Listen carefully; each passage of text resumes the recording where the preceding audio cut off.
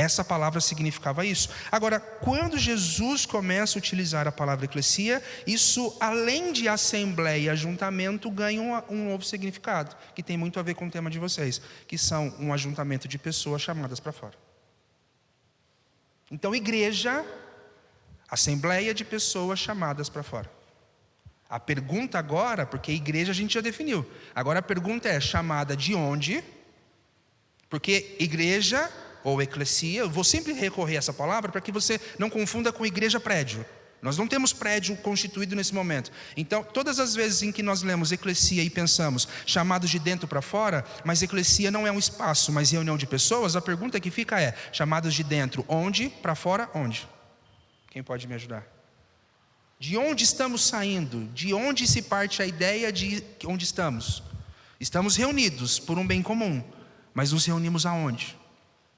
Para que possamos pensar para onde nós iremos a partir disso.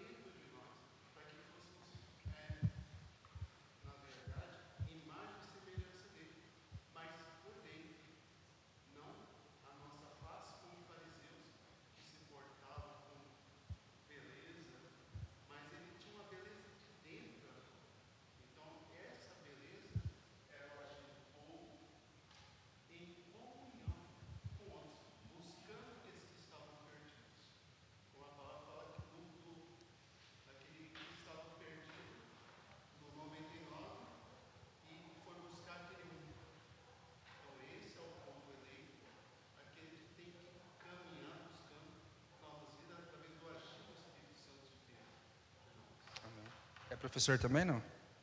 Não? Quase? Já pode ser desafiado. Mais alguém? Lembrando a pergunta, para a gente não se perder, a ideia agora é: se eclesia é um ajuntamento de pessoas chamadas para fora, aonde é o fora e aonde é o dentro?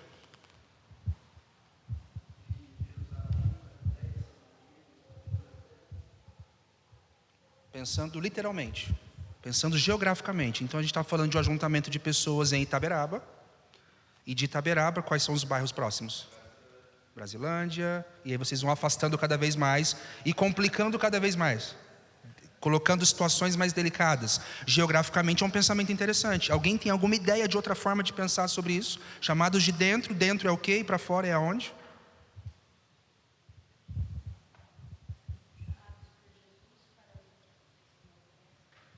Interessante, uma aplicação muito boa, não sei se todos ouviram, mas a ideia é de que fomos chamados para Jesus. Então o dentro significa pessoas que se ajuntam em torno de Cristo, e o para fora seria pessoas que não estão nesse ambiente de viver Cristo. Alguém tem mais alguma ideia? Mais uma sugestão? Olha só, está ficando mais profundo esse negócio, hein? De novo, dentro sou eu.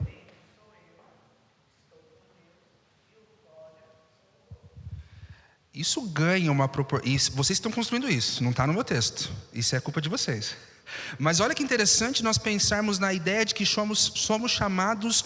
O irmão acabou de falar que o Espírito Santo nos habita. Não mais habita em templos feitos por mãos humanas, mas habita em nós. E somos chamados a sair de dentro. O que há dentro de mim? O Espírito Santo. Sair de dentro e colocar esse Espírito para fora. Isso é maravilhoso.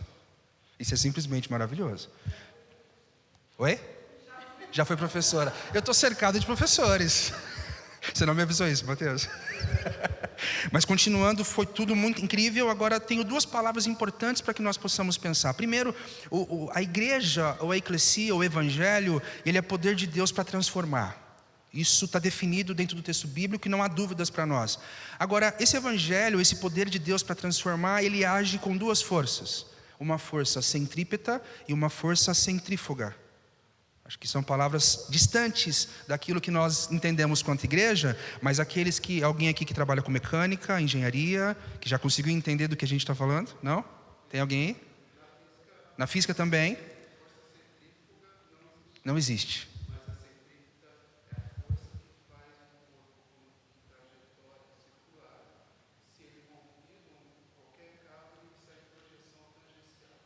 Olha só. Olha só. Todo mundo entendeu? Vamos tentar explicar de uma forma mais simples. Então, força centrífuga, eu estou trabalhando um conceito de uma força que puxa para dentro.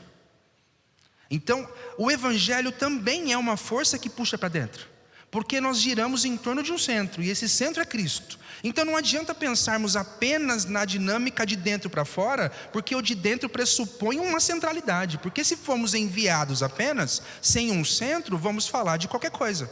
E nós não somos chamados para ir para fora falar de qualquer coisa. Nós somos chamados para ir para fora para falar de alguma coisa específica. E é aquilo que é comum entre nós. E aquilo que é comum entre nós foi definido por vocês, é o próprio Cristo. Então somos chamados de dentro para fora para falar de Jesus. O problema de apenas sermos enviados para fora para falar de Jesus, sem uma construção de centralidade, é a ideia de Jesus que você tem. Isso é um problema. Porque você pode construir a imagem do Jesus que você quiser e falar para o mundo do Jesus que você construiu, e ele nada tem a ver com o Jesus bíblico e com o Jesus que de fato nos salvou. E isso é uma realidade no mundo presente. Hoje, com o advento da internet, da tecnologia, nós ouvimos diversas coisas, das mais bizarras possíveis, acerca do mesmo texto bíblico, e com termos ainda exegese, hermenêutica, e a gente percebe, caramba, da onde tirou isso? Da onde construiu essa ideia? Mas está falando de Jesus, e não é o Jesus que eu conheço. Vamos continuar trabalhando essa ideia. Força centrípeta, então, como o nosso irmão já explicou de forma técnica, é uma ideia, um conceito de que envia para fora. Então, ao mesmo tempo que o Evangelho é atrativo e chama para dentro, ele também é enviador para fora. Mas há um processo de chamar, trabalhar e enviar. As pessoas não podem ser enviadas a partir do momento que elas chegam, senão elas não vão saber do que falar e do que construir. Ela não representa aquilo que para nós é o centro. E esse centro ele foi sendo construído dentro de uma dinâmica de contemporaneidade, que é o nosso tema, porque nós não somos somente cristãos, nós somos cristãos metodistas. Cristãos metodistas da terceira região. Cristãos metodistas terceira região, que distrito que é aqui? Distrito Oeste, que é uma realidade diferente do distrito ABC, que é diferente do distrito Leste. Então percebe, nós vamos pegando camisetas e vestindo essas roupas, e elas de alguma forma se manifestam na nossa expressão de quem é Cristo. Até mesmo as formas de pensar o trabalho missionário e a ação evangelizadora no mundo depende de onde você está plantado. Se você é uma igreja metodista em Alphaville, você não vai conseguir trabalhar com cestas de alimento. Não faz sentido. Educação, a educação popular, a educação pública é maravilhosa. Em São Bernardo eu tenho que pagar uma escola particular para minha filha. Mas nessas localidades, uma escola pública talvez esteja no mesmo nível ou até maior. O irmão é professor, o irmão sabe disso. Então até mesmo a ação da igreja no mundo depende de onde ela está plantada. O fruto que a igreja precisa dar, em sentido às nações, muda no seu sentido de sabores. A centralidade é a mesma, é o mesmo Cristo, mas aquilo que envolve, vamos pensar em embalagem do produto é diferente. O produto é o mesmo, mas a embalagem muda. E quando nós pensamos em marketing de produto hoje, é isso que a gente vê. Depende do lugar, depende do país, o mesmo produto tem uma embalagem diferente, porque atende públicos diferentes, atende realidades diferentes. Então a eclesia é uma reunião, assembleia ou ajuntamento de pessoas que têm algo em comum para um fim comum. Agora, uma coisa para a gente pensar: o fato de termos algo em comum significa que tudo em nós é comum? E isso é um grande desafio, porque nós precisamos ter clareza e convicção do que é aquilo que é necessário, aquilo que é o bem comum entre nós. Entende? Porque se nós nos perdermos naquilo que é transitório, naquilo que é opcional, por exemplo, o jeito de se vestir, é uma obrigatoriedade para nós? Não. Mas se para você e você faz uma construção teológica de que o tipo de roupa é mais importante do que o conteúdo, se vier alguém num estilo que não é aquilo que você acredita, você trava e você não escuta a mensagem. É ou não é verdade? Dependendo da forma como se fala, o linguajar que se usa, as músicas que canta, se o louvor fosse todo em reggae, quem gostaria? Alguém gostaria em reggae, o ritmo de reggae? Alguém gostaria? Um irmão falou que gostaria. Se fosse em rock, Um rock, o irmão gostaria. Alguns irmãos gostariam. Agora, existe aquilo que agrada gregos e troianos. E hoje se estabeleceu o tal do worship, que não era para ser um estilo de música, mas acabou se tornando. O worship é apenas adoração em inglês. Mas se construiu uma ideia de que música de adoração tem um perfil. E o perfil é um pad de fundo, uma guitarra com microacordes, um contrabaixo com algumas inversões e uma bateria cheia de tribais. Falei certo, pô? Os músicos? É isso? Então, construímos uma ideia de que isso é adorar a Deus. Mas quando eu toco a mesma música num ritmo de rock que o irmão gosta, você consegue adorar a Deus? Não consegue? Você não consegue? Eu consigo. Eu consigo adorar a Deus no estilo de rock. Mas eu sei que não é para todo mundo. E há outros mais estilos. A gente poderia aqui pensar em vários outros tipos. Música clássica, quem gosta? Olha, houve mais manifestações. Conseguiria adorar o Senhor com uma música clássica na igreja? Está entendendo? Agora há pessoas. No Nordeste nós temos músicas com ritmos clássicos. No Nordeste tem baiano, Sim. forte. Não tem problema nenhum. Nenhum problema. Então a gente percebe que, e olha que isso está num contexto brasileiro. Então se nós voltarmos àquela ideia de quem nós somos, metodistas, primeiro brasileiros, metodistas, o distrito, regiões e tudo mais.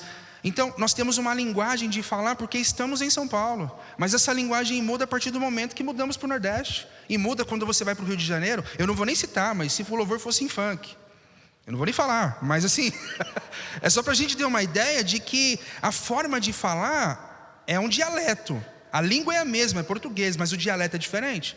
E pessoas se comunicam ou são comunicadas melhor dependendo da linguagem que você usa. Amém? Seguindo. Então, a eclesia não é uma fábrica de robôs.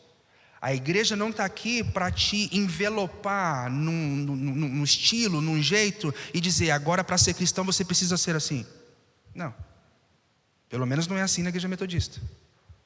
Eclesia não é uma indústria de produto de mercado, aonde, porque um levantou a mão, todos levantam a mão. Existem algumas igrejas, eu não sei se você tem um hábito de visitar outras igrejas, mas quando você visita uma outra igreja, dependendo da igreja que você vai, você fica constrangido se você não copia o mesmo movimento que os outros estão fazendo. Não precisa citar nomes, mas você se sente constrangido, todo mundo está levantando a mão e te olham torto se você não levantar a mão. Então, peraí, deixa eu levantar a mão também. Mas eu nem sei o porquê estou levantando a mão, mas vamos levantar, porque eu quero estar dentro do ambiente, né? Eu tô atrapalhando a imagem do ambiente. Quando vai tirar a foto, todo mundo de mão levantada, eu estou de mão abaixada. Vamos falar o quê? Né? Que nós não temos o Espírito Santo, porque não levantamos as mãos. Como se levantar as mãos fosse um sinônimo da presença do Espírito Santo. Eclesia é um ajuntamento de pessoas que têm ao menos duas coisas em comum. Pelo menos duas coisas: o motivo pela qual a gente se reúne e a missão que a gente compartilha. O motivo nós já determinamos, é Cristo. Isso é em comum entre nós. Agora, a missão que a gente compartilha, eu quero trabalhar um pouquinho mais para frente. Então, o nosso motivo de unidade é Jesus Cristo. A igreja é edificada sobre essa verdade de que Cristo é o Filho de Deus. E eu agora vou trabalhar alguns textos com vocês. A gente não leu, vamos ler agora. Mateus 28, 19.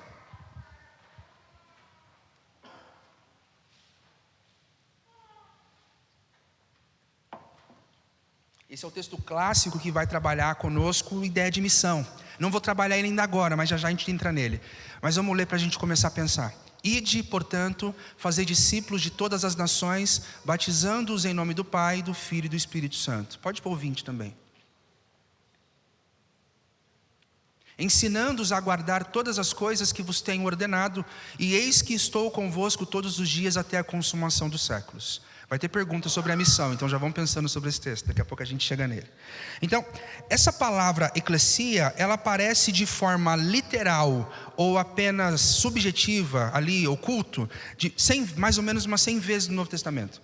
Eu não vou ler os 100 textos que falam sobre isso, mas eu trouxe alguns que são muito importantes para nos ajudar a entender então o papel da igreja. 1 Coríntios 1, 2. Se você gosta de anotar, anote. Se você gosta de grifar, grife.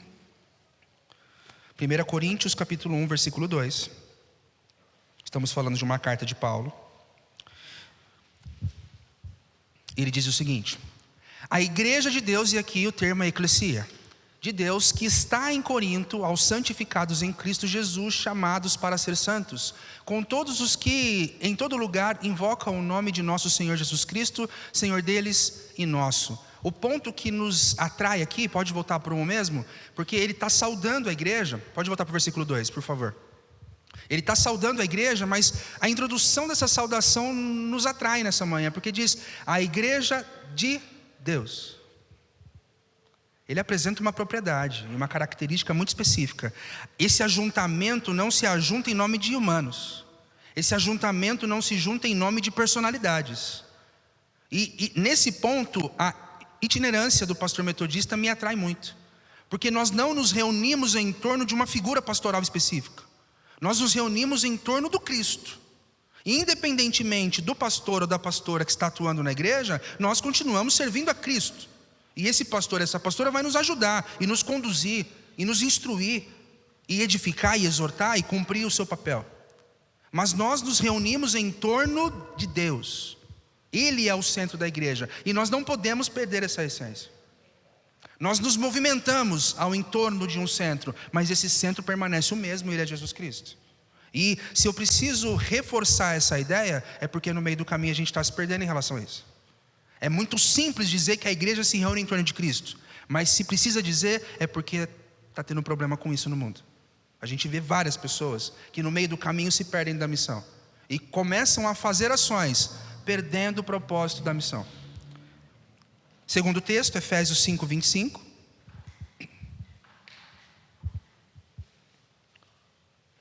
Se alguém quiser parar também e interromper para falar alguma coisa, fica à vontade, viu?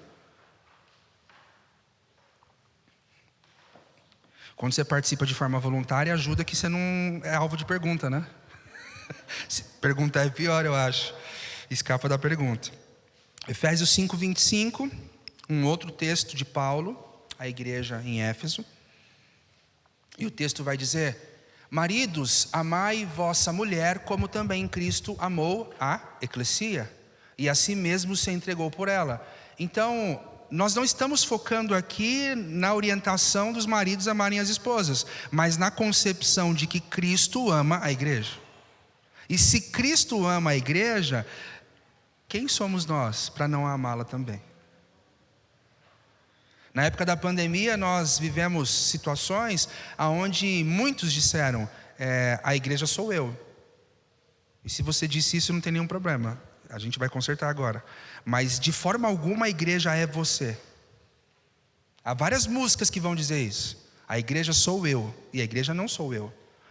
Desculpa, professor de português, né? Me perdoa, eu vou cometer um pecado contra o português, mas ajuda teologicamente. A igreja sou nós. É um pecado, né? Mas a igreja sou nós, porque ela é uma só. Eu sou um com vocês, independente de estar servindo em Vila Conde. Nós somos um. Mas não é nós no sentido de que somos muitos compondo uma mesma identidade. Então, sou nós. Somos plurais nas nossas individualidades, mas naquilo que compreende igreja, nós temos que ser apenas um e levantarmos apenas uma bandeira. E não faz sentido para mim a igreja que vive em disputa contra si mesma ou contra umas às outras, quando na verdade o sentido da missão é o mesmo. Se estamos discutindo entre nós, significa que nós estamos discordando daquilo que é o principal, daquilo que é o essencial. E John Wesley vai deixar muito claro, e eu gosto muito dessa afirmação, não foi só ele que disse, outras pessoas repetiram também, mas que naquilo que é essencial, que seja preservada a unidade. E naquilo que não é essencial, haja liberdade. E aí a pergunta que fica é, o que não é essencial? Eu dei um exemplo, a roupa não é essencial. Nisso que haja liberdade. Você gosta, eu gosto de me vestir mais esporte social? Gosto. Você vai no meu Instagram, é assim, eu gosto de me vestir assim. Estive ontem em Jardim Arísio, num culto de jovens, estava assim. E essa é a minha identidade. E está tudo certo. Está tudo certo. Você não pode criar uma barreira dentro de você para dizer, colocou um blazer, então agora está ungido. Besteira e bobeira. Que mais coisas para você não são essenciais? Vamos movimentar aí.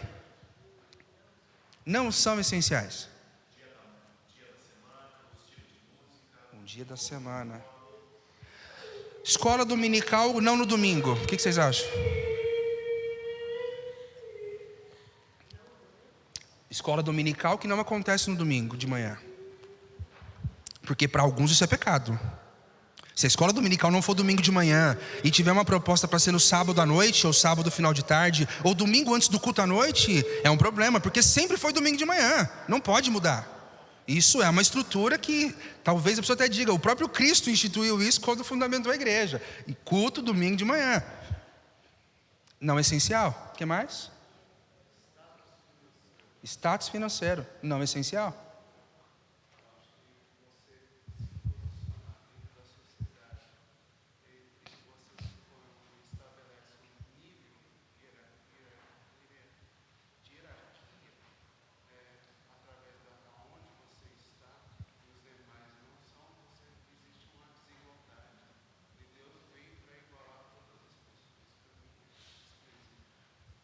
Todo mundo entendeu? E isso vai mais longe. Eu tenho que tomar cuidado para falar com quem tem o dízimo mais alto. Porque se ele tiver medo de sair da igreja, eu tenho um problema. Então eu não vou exortar quem tem um dízimo alto. Mas não é essencial. Não é essencial. Paulo vai dizer isso em uma de suas cartas, e dizendo, inclusive uma carta polêmica às vezes, né? Que ele vai dizer para as mulheres não colocarem brincos e colares e tal. E aí você vai falar assim, porque isso Deus não gosta. Não tem nada a ver com isso. Se já foi instruído para vocês, eu vou só reforçar. Mas a ideia de Paulo aqui é porque na mesma igreja nós temos senhores de escravos e escravos.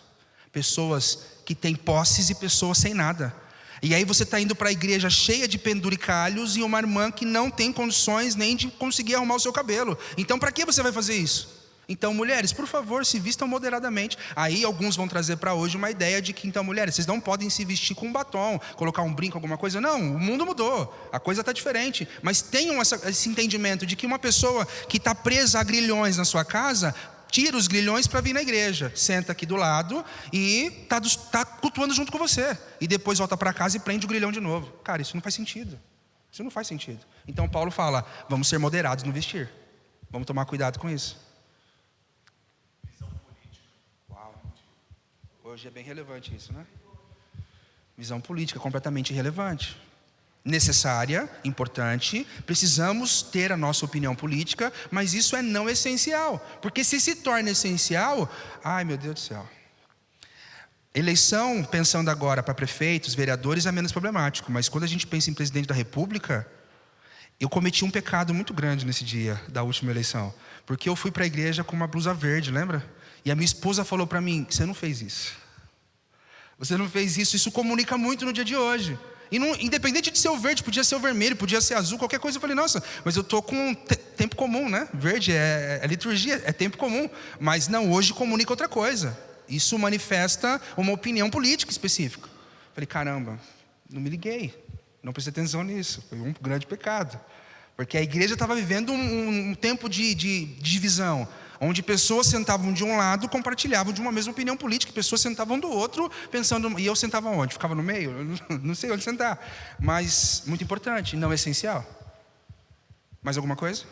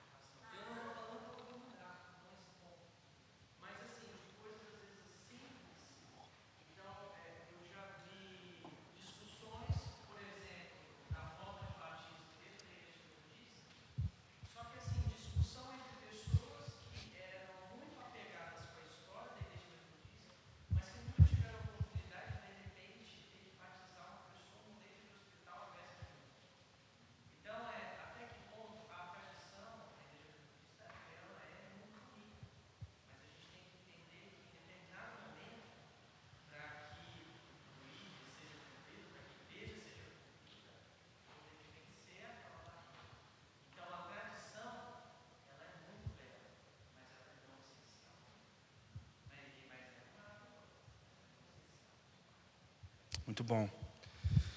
Muito bom. Tem que me segurar para não falar muita coisa sobre isso, senão eu perco o foco daquilo que a gente tem para conversar. Mais alguma coisa, gente? Que você julga não essencial e acaba tomando um lugar de essencialidade dentro da igreja? Modo de falar.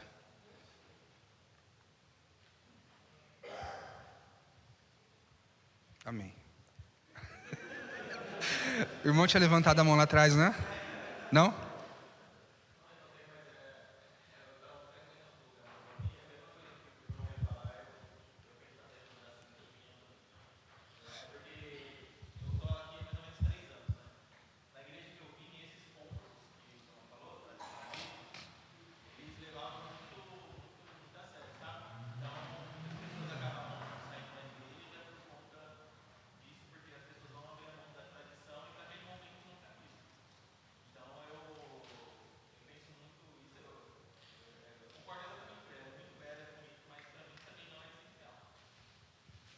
Tudo que não é Cristo é não essencial.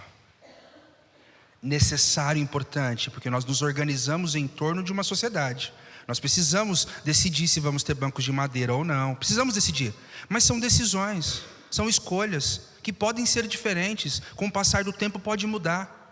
Mas o importante é não perder a essencialidade daquilo que é central, que é Cristo. Porque se escolhemos dar visão, ou dar maior clareza, ou colocar os holofotes em cima de coisas não essenciais, acontece exatamente isso: dissensões, facções, pessoas que se separam no meio do caminho, porque transformaram em essencial aquilo que não era essencial.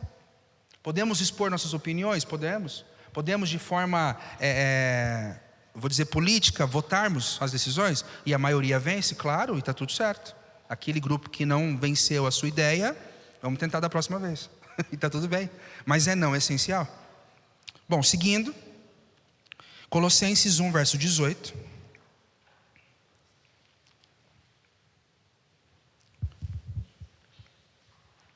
Perceba, Mateus, a gente está trabalhando só a igreja ainda, né? Que desafio. Colossenses 1, verso 18. O relógio ali está certo, né? Tá, né? Vou ficar de olho. Colossenses 1, 18 vai dizer: Ele é a cabeça do corpo da igreja. Ele é o princípio, o primogênito de entre os mortos, para em todas as coisas ter a primazia. E o que cabe para nós é a menção da igreja. Ele é a cabeça da igreja, e ele diz que a igreja é um corpo. E eu sei que isso é básico, eu sei que você já sabe isso de cor, mas talvez eu aplicando duas coisas aqui te ajude a ampliar um pouquinho a ideia. Faz parte do corpo as mãos de Deus, faz parte do corpo os pés de Deus. Mãos e pés dão movimento à cabeça. Cristo é o dono do projeto, está entendendo? Mas quem movimenta o projeto é a igreja. E a igreja movimenta o projeto de Deus, e não o projeto de si mesma.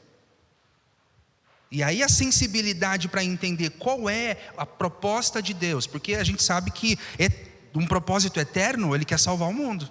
A nossa missão enquanto igreja metodista nos ajuda nisso.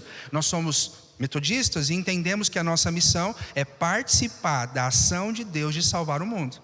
Então nós estamos participando de algo que está em andamento. Isso muda tudo. Não somos nós que damos início à missão. A missão já está acontecendo, porque Deus começou a missão desde o momento em que desceu para falar com Adão e Eva e os procurar. Aonde é que vocês estão? Deus é missionário. Ele começou essa missão. E nós somos chamados e convidados a participar dessa ação. Mas quem salva é Ele. Quem convence é Ele.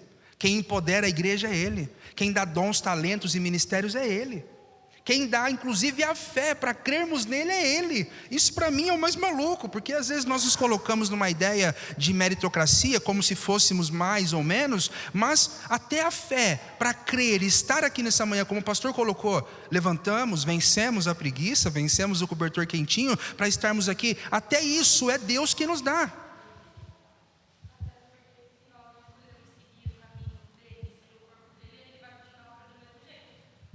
O projeto não para se você quiser participar ou não.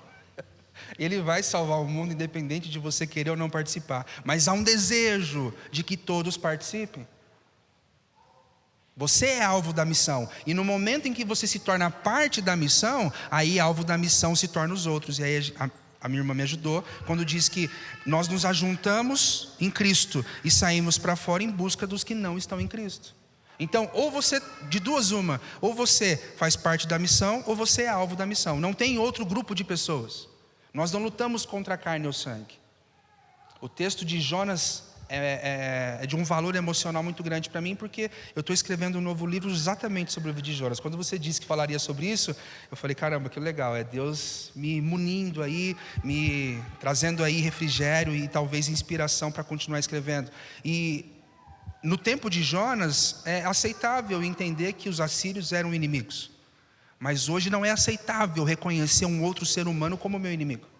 Nós não temos inimigos. Nós temos alvos de missão, é verdade. Pessoas que às vezes querem atrapalhar nossa caminhada, pessoas que entulham os nossos poços, pessoas que avacalham o projeto, mas eles não são inimigos, eles são alvos de missão, são alvos de oração, alvos de jejum e de muita paciência. Mas nunca alvos de arma, como o pastor bem colocou. Deus é o Deus que destrói as armas, porque sem armas a gente não pode atacar. Mas Jesus também diz que não é somente aquele que mata, mas aquele que pensa em matar. Então a gente tem que se preocupar muito com o que está no nosso coração. E por isso que pensar o de dentro para fora e esse coração nos ajuda. Porque a gente já vai seguir para o próximo texto, mas Tiago, ele, pelo menos na minha leitura, ele fala sobre algo muito necessário. Ele vem fazendo uma construção de que nós temos que dominar a língua. Todos lembram desse texto? Clássico, não precisamos reler o texto.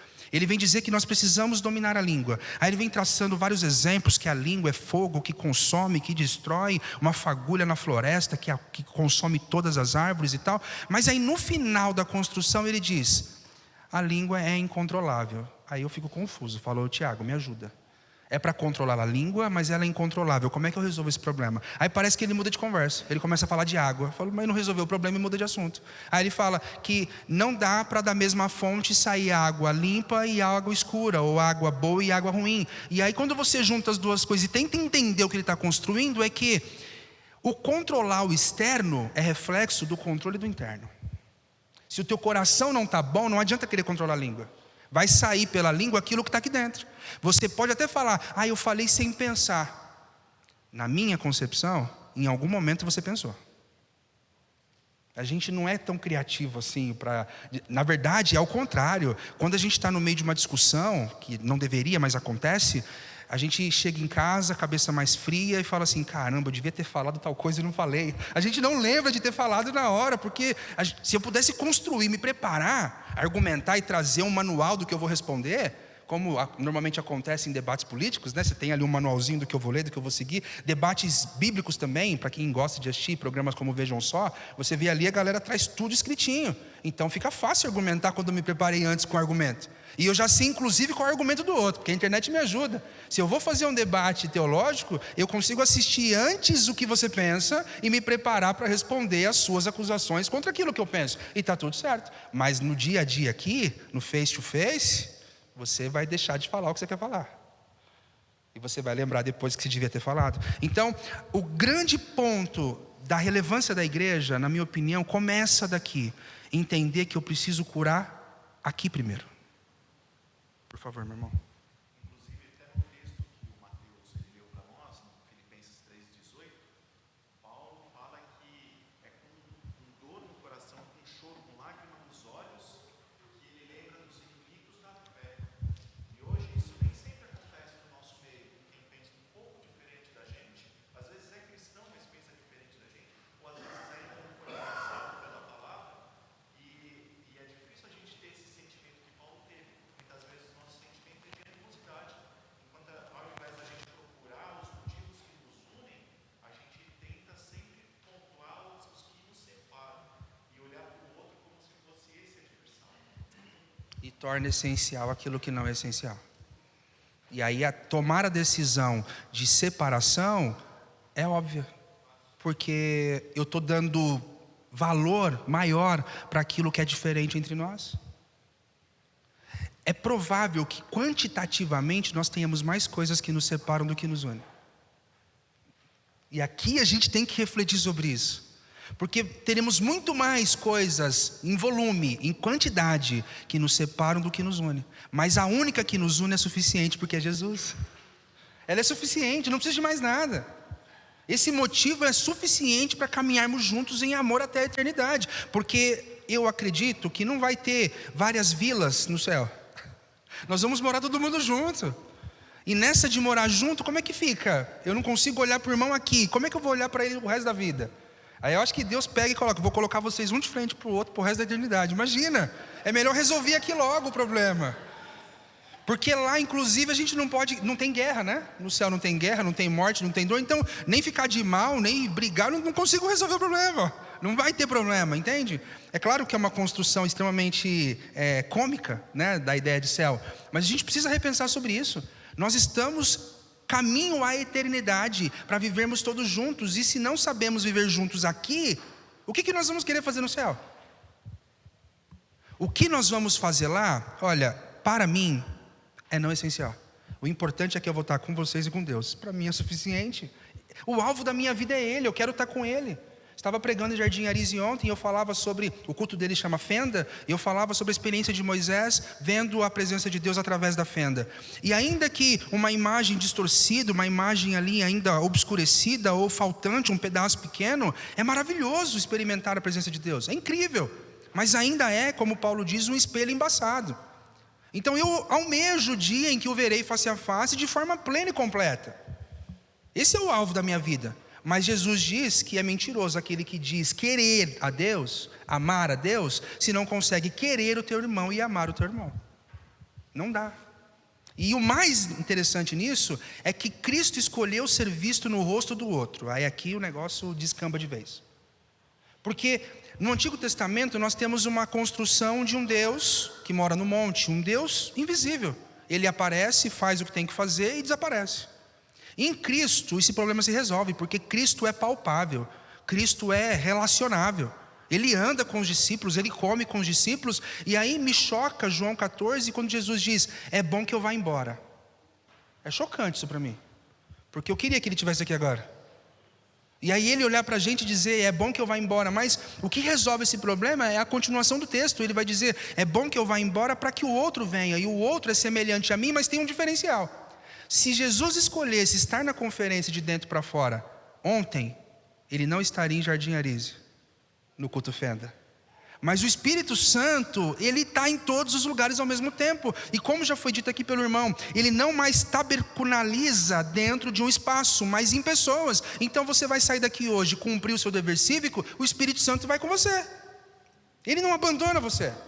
E coisas que eu gosto de pensar sobre isso é, você já tomou café para a glória de Deus? Já tentou experimentar essa ideia de que você está tomando café e Deus está contigo? Ou você acha que ele fica do ladinho te esperando tomar café e depois ele volta? A hora do seu banho, como é que você imagina isso? Deus fica do lado de fora, quando você terminar você me avisa, hein? Que aí eu volto para dentro de você. Não, a gente precisa pensar o cotidiano, o ordinário da vida com o Espírito Santo presente o tempo todo conosco, porque Ele não nos abandona. Nós não somos mais alvo de visita de Deus, mas alvo de habitação. E sendo o alvo de habitação, aonde quer que eu ponha a planta dos meus pés, aonde quer que eu ponha as minhas mãos, precisa ser abençoado e transformado. A começar de dentro para fora. Amém? A começar de... Por favor, meu irmão.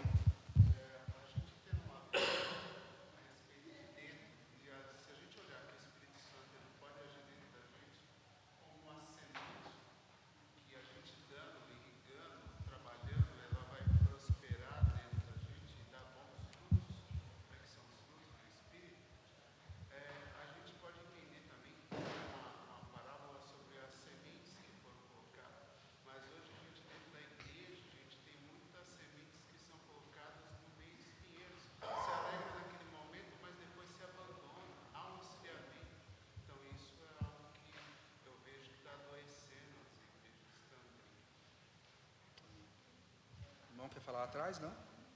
Acho que não. Então, continuando, Atos 2, capítulo 47. E esse é o último texto que eu trago daqueles 100 que eu falei que nós temos. Escolhi apenas 6, tá bom? Atos 2, 47. E só pelo capítulo 2 você já imagina do que a gente fala, né? Atos capítulo 2. Músicas nos ajudaram a decorar esse texto, né? Agora nós sabemos do que se trata Atos 2, né? Atos 2, 47 vai dizer que louvando a Deus e contando com a simpatia de todo o povo, enquanto isso acrescentava-lhes, e aqui não está de forma literal, mas de forma oculta, acrescentava-lhes. Quem são os lhes? A igreja. Então, louvando a Deus e contando com a simpatia de todo o povo, enquanto isso, acrescentava-lhe o Senhor dia a dia os que iam sendo salvos. Então percebe, a missão foi de para fora, mas com o dia a dia, com a ação de graças, com o que estava acontecendo no meio do povo que ia para fora, Deus ia trazendo mais pessoas para dentro. E a gente vive constantemente nessas duas forças, que envia para fora e que traz para dentro. E a gente precisa cuidar de quem está dentro, enviar para fora e traz de volta para dentro. Então a igreja precisa sempre se lembrar de que não dá para todo mundo ir. Alguém tem que ficar para cuidar de quem está chegando. E aí faz sentido pensar na construção que Paulo faz sobre uma igreja que tem diversos dons justamente para isso. E a gente precisa compreender isso, e tinha uma frase que eu gosto muito, eu não sei quem a fez, mas isso estava dentro do gabinete de um pastor que eu tenho muito apreço, que é: missão se faz com os pés dos que vão, com os joelhos dos que oram, e com a mão dos que contribuem. Há aqueles que não poderão ir, às vezes até por uma condição física. Eu não posso ir, fisicamente falando, para a missão, mas eu posso contribuir. E a missão precisa de contribuição financeira.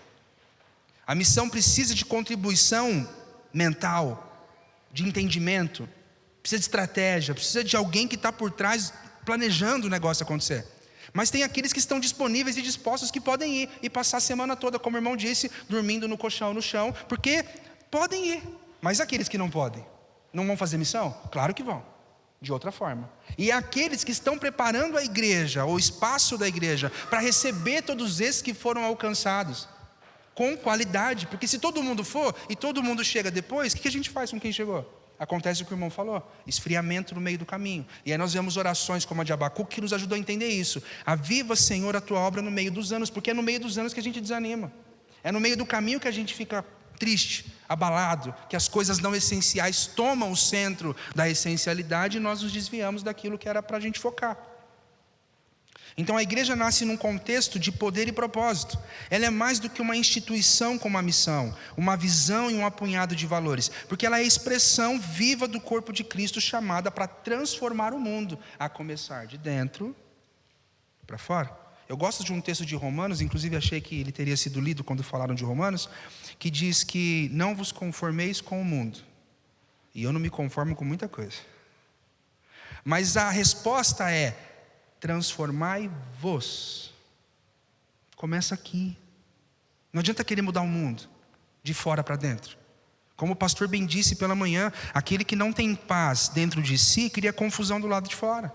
E essa frase eu vou carregar comigo, pastor. Obrigado. Então, no contexto do Novo Testamento, há um clamor de que Jesus revele o Pai, e a construção teológica gira em torno de declarar que para ver o Pai basta olharmos para Jesus. E quando Jesus se ausenta porque ascende aos céus, a construção teológica é: para ver a Cristo tem que olhar para o outro. Então, de novo, a igreja não sou eu, porque só consigo revelar a Cristo em comunidade, unidos em torno de um propósito único, aquilo que é essencial.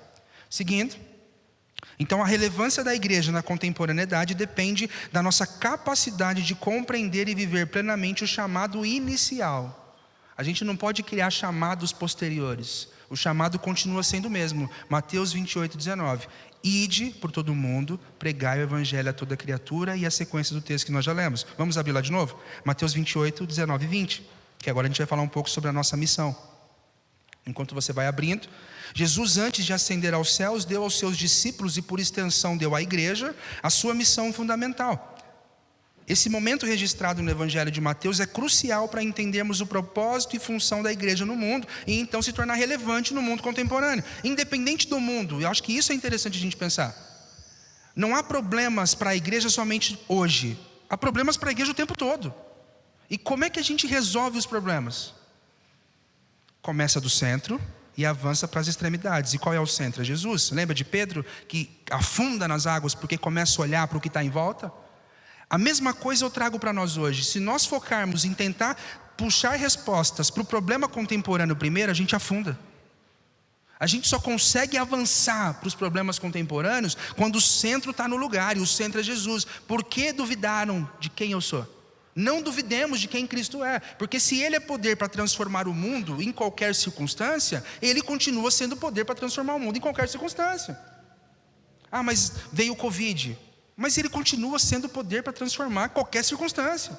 Ele continua curando. A gente perdeu a fé de que Ele cura, de que Ele transforma, de que Ele liberta, de que Ele faz coisas maravilhosas, de que Ele faz milagres incríveis. Não, Ele continua o mesmo. Ele não mudou. E se Ele não mudou, o mundo pode mudar.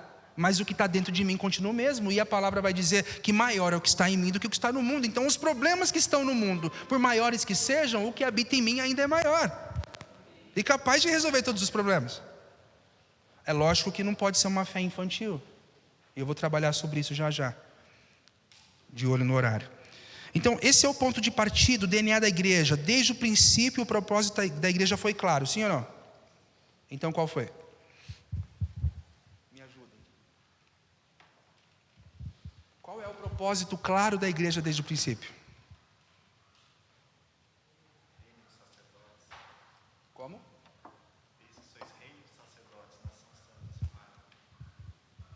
Uma sugestão, quem mais? Quem dá mais? Ide por todo mundo pregar o evangelho. Tá bom? Mais alguém? Todo mundo balançou a cabeça falando que era claro. Mais uma sugestão, pelo menos. Amém. São 3 coisas muito boas que davam para trabalhar as 3, né? Mas eu tenho que, de novo, escolher o que não falar, né? Pode falar, irmã. O Cristo sendo o centro. Isso é a nossa identidade. Mas agora a gente quer trabalhar a nossa missão, né? Nós somos um povo, um ajuntamento de pessoas que se reúnem em torno de um centro, de uma identidade que é Cristo, e que forma a nossa identidade também, mas também em torno de uma única missão.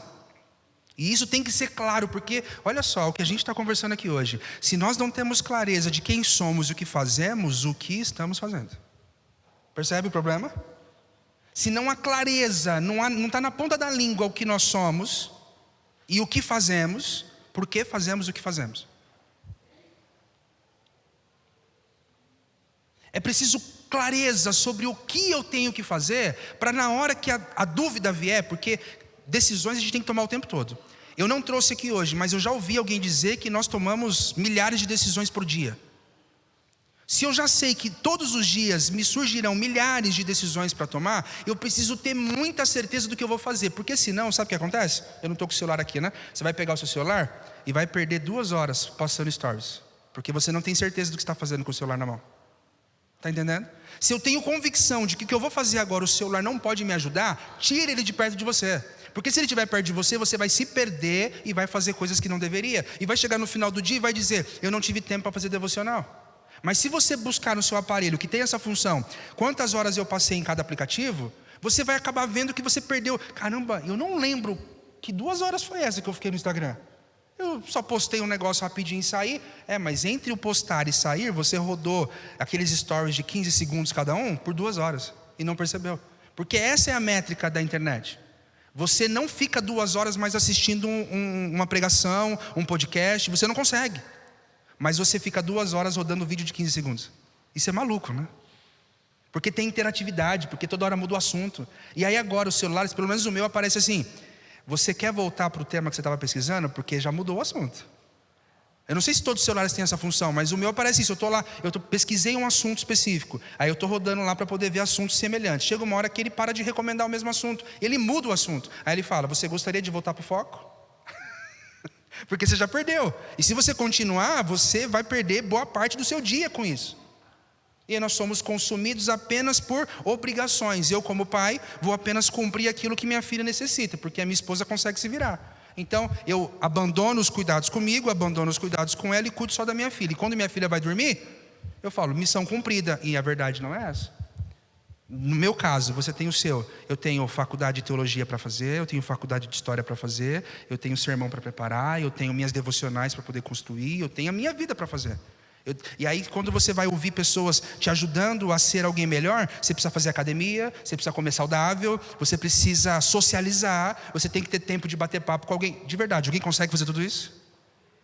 Porque se a gente for olhar o que todo mundo diz que nós temos que fazer todos os dias, eu não tenho condições de 24 horas fazer tudo o que tem que ser feito. Eu tenho que escolher todo dia o que eu não vou fazer e o que eu não vou cumprir. E normalmente a gente não cumpre coisas que são relacionadas a nós. E aí está o problema, porque se a transformação começa de dentro para fora, tem que começar em mim. E a gente sempre começa do outro, de fora para dentro, achando que resolvendo, no meu caso, arrumando a casa, cuidando da minha esposa, cuidando da minha filha, cuidando da igreja, aí vai sobrar tempo de cuidar de mim. E aí não sobra tempo para cuidar de mim. E aí eu estou sempre pensando na mente de dentro para fora, mas na prática de fora para dentro, achando que o bem que está fora vai vir aqui para dentro e vai resolver meu problema, e não resolve. Eu vou dormir cheio de problemas dentro de mim para serem resolvidos. Continuando. Fazer discípulos de Jesus em todos os lugares e em todas as nações, como a minha irmã bem colocou. Mas o que significa de fato ir e fazer discípulos? Alguém quer me ajudar? O que significa ir e fazer discípulos? São todas perguntas bem bobinhas, né? Ir para onde? Ir para fora onde? Da igreja, o prédio. Tá. Mais alguém?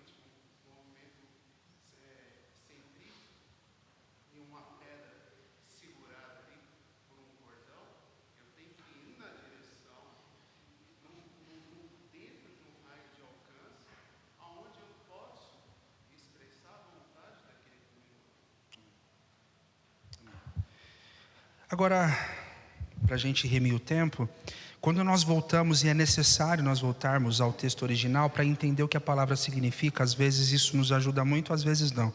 Nós percebemos que a palavra ide, ela tem um problema.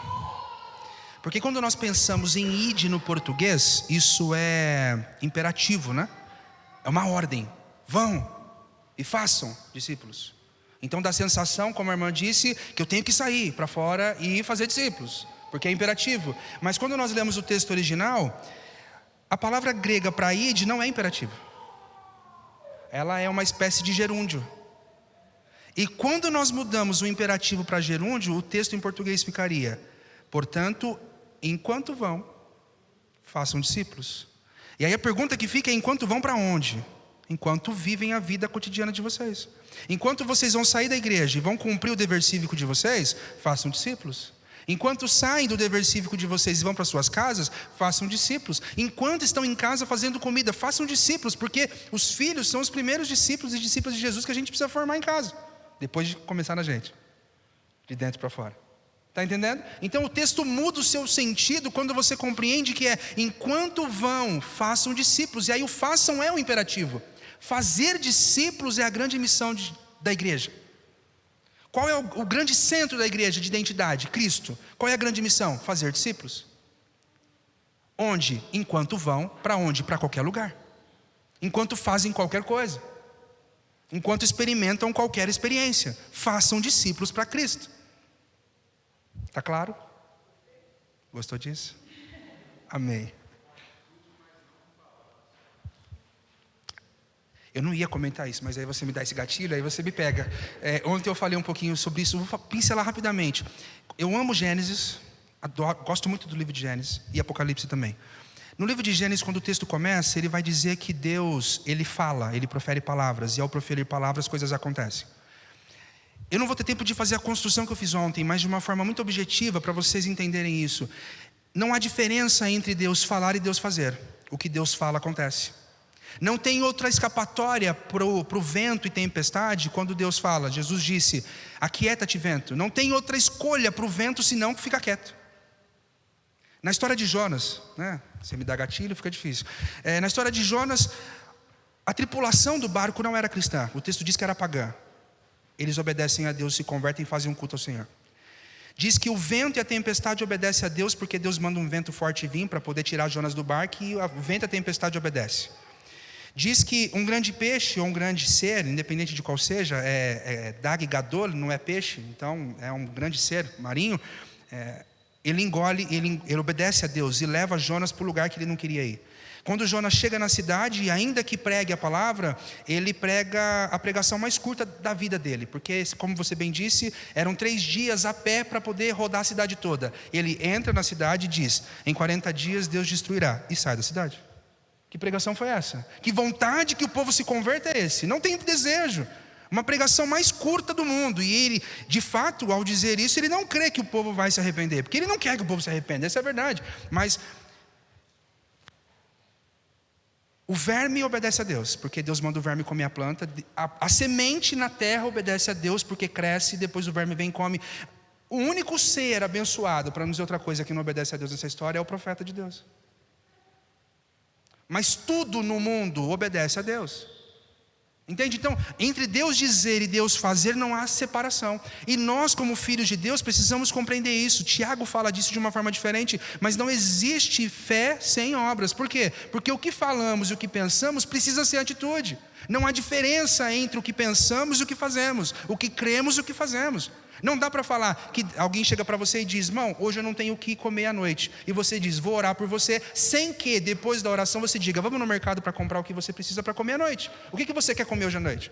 Então, não existe separação entre fazer e pensar, porque as duas coisas acontecem na mesma instância. Amém? Seguindo. Quando Jesus nos comissiona a fazer discípulos, Ele não está apenas nos chamando para fazer convertidos, ou para pregar uma mensagem de uma vez e depois seguir adiante, como se a conversão, para nós, enquanto metodistas, fosse algo estático, que acontece apenas uma vez. Para nós, a conversão é diária. Nós temos que nos converter todos os dias. Nós temos que nos arrepender todos os dias. E por isso, para mim, faz muito sentido a nossa liturgia não perder a essência de que temos que ter o tempo de confissão. Porque todos os dias temos que nos arrepender de alguma coisa. Cristo já morreu por nós, já nos salvou dos nossos pecados, já nos salvou da morte, mas eu continuo num processo de transformação até que eu me torne alguém perfeito na volta dele. Então, até que isso aconteça, eu preciso reconhecer que eu sou, segundo o próprio Cristo, no seu único sermão pregado, Sermão do Monte, ou Sermão da Planície, ele vai dizer: felizes são os mendigos de alma. Essa é a tradução minha, tá? A tradução do texto é: felizes ou bem-aventurados são os pobres de espírito, ou na versão de Lucas, apenas os pobres. Eu fiz uma tradução nova e ela diz: bem-aventurados mendigos de alma, porque aquele que mendiga alguma coisa, ele o faz porque não tem nada, e essa é a condição do cristão. Nós não temos nada e não somos nada, e dependemos de tudo, e esse tudo vem de Deus. E essa é a condição de quem é feliz. Então eu não posso vir para o culto sem entender que eu não sou nada, não tenho nada, e eu preciso de tudo, e quem tem tudo para dar é Jesus. Amém?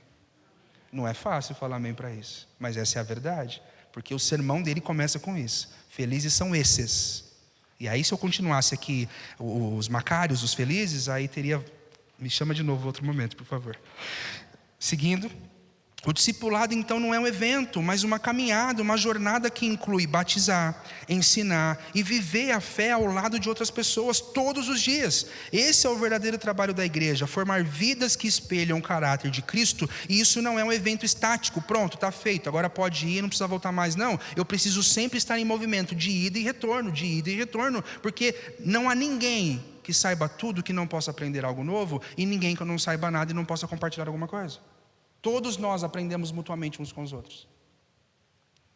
Portanto, a relevância da igreja no tempo contemporâneo não está apenas no fato de que enviamos missionários para outros países, mas em que cada crente é chamado a viver de maneira missionária onde quer que esteja, a começar em Jerusalém, que é a minha casa. E aqui eu acho que está o maior desafio. Tem gente querendo ir para outros lugares, e está tudo certo, se Deus chamou, é Ele que vocaciona, é Ele que envia, Ele que faz tudo. Mas não adianta você pensar em ter o amor e o carinho por pessoas que estão distantes, se você não consegue amar quem está perto. Porque aqui está um problema. Eu vou dar um exemplo muito claro para mim. É muito mais fácil você ter uma compaixão por crianças na África que estão passando fome, do que uma criança passando fome na calçada da sua casa. Isso é terrível. Porque nós queremos ajudar quem está longe, mas odiamos aquele que está perto. Tanto que se de longe alguns avistam alguém sentado na calçada e já sabe que ele vai pedir alguma coisa, você já atravessa a rua para não passar pela situação de ser abordado. Quando alguém vem no farol ou no semáforo e está vindo em direção ao teu carro, você já de longe fala, não, não, não, não, não. Você nem ouviu o que ele tem para falar, mas você já fala que não, porque eu não quero.